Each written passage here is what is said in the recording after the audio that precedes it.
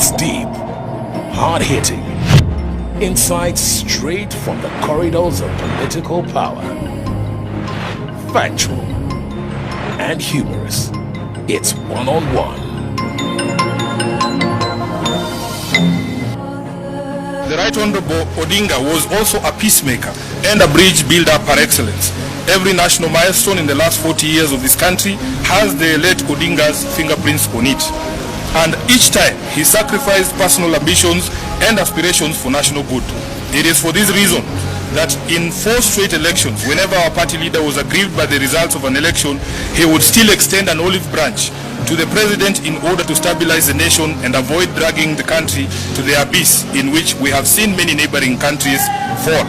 Raila, the statesman, would never countenance personal ambition burning the nation. It is with this in mind that we now call upon the leadership and membership of the party to rally around the late leader's dreams and desires for this beloved movement and work together. Certainly, no one will be able to fill the massive shoes left by Raila, but together, the unity of purpose will be a key cog towards navigating the next 15 months. Whatever ideological and political competitions within the movement must remain healthy, as Raila himself desired, while seeking to lay a strong foundation for the next election and beyond, so that ODM as a national party and the most consequential one in the last 20 years does not fade from the scene. The immediate post-Raila period will be admittedly difficult, but we do not have the luxury of time, as there are both the 20th anniversary celebrations and the November 27th by-elections to think about. Additionally, elected leaders and party officials bear a crucial responsibility to reach out to party members across the country to comfort and assure them that the journey of the late Raila Odinga is still on, and we will remain relentless until Canaan is yonder. Baba built this movement on the foundation of values of democracy, equity, inclusion, and truth. ODM is not just a political party, it is a covenant that we, the living, must now renew.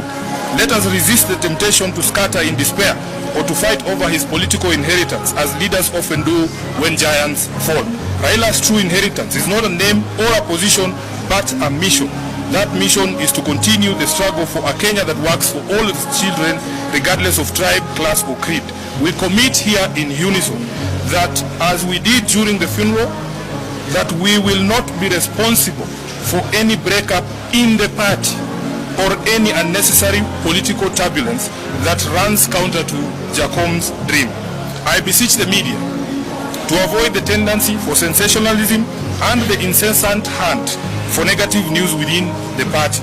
ODM's biggest problem now will not be which faction is winning against which one, or whether indeed there exist factions within the party.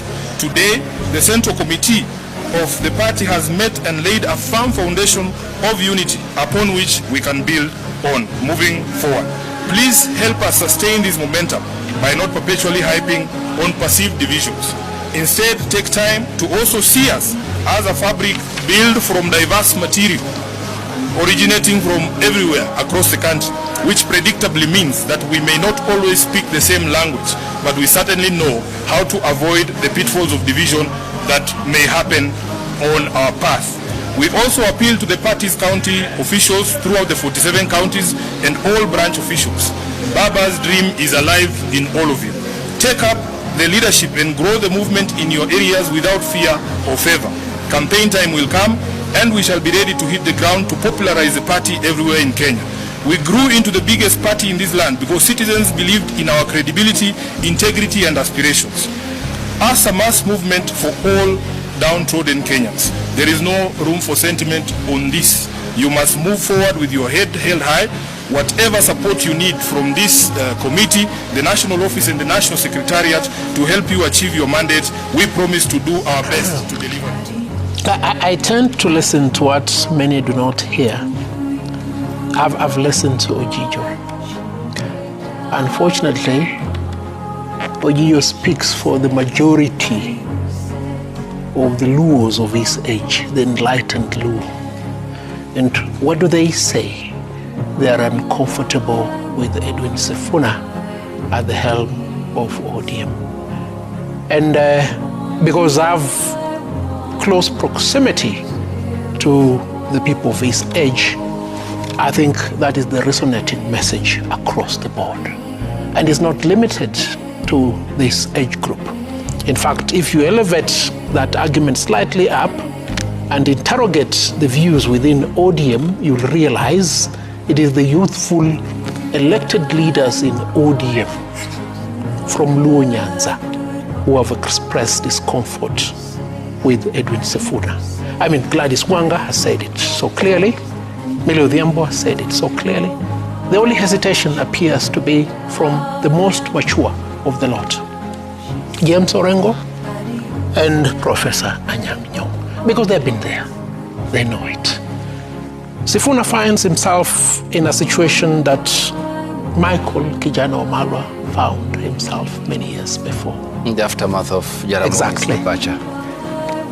The only difference is Sifuna does not have a Raila Odinga as a contest against him from Luo Nyanza, as it was in 1994 upon the death of Jaramogi Oginga Odinga. And we cannot lose sight of one fact. Raila Amolo Odinga wanted ODM to be a national party. There are those parasites within his conclave who are determined to make this an ethnic party. We don't have any grievances with him. We can only advise those warriors who are proactive. Edwin Sifuna, you find yourself in the same position that Nikita Khrushchev found himself in after the death of Joseph Stalin. You're a good student of history, you're a good student of law, you're a good student of politics. This is the moment. And my assurance to Edwin Sifuna is that there's a great appeal outside Luo Nyanza. And that appeal is what Raila Amolo Odinga stood for. And this must be done because we saw the deliberate effort by William Samoei Ruto to emasculate Jubilee a few months after the election. Were it not for the determination by President Uhuru Kenyatta to wrestle the party back to him, Jubilee would have been taken.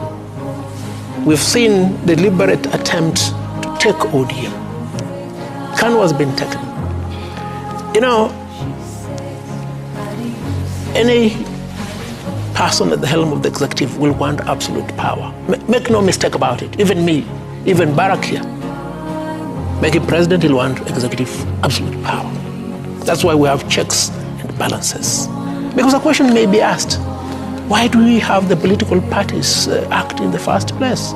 Why are we allocating public funds to political parties if through caprice and determination, all political parties are being phased out with the deliberate intention of having one person, one party, despite the fact that we claim to have multi-party democracy. That is the perspective from which, despite the want of hearing amongst many, I've listened and have no grudge from what I've listened.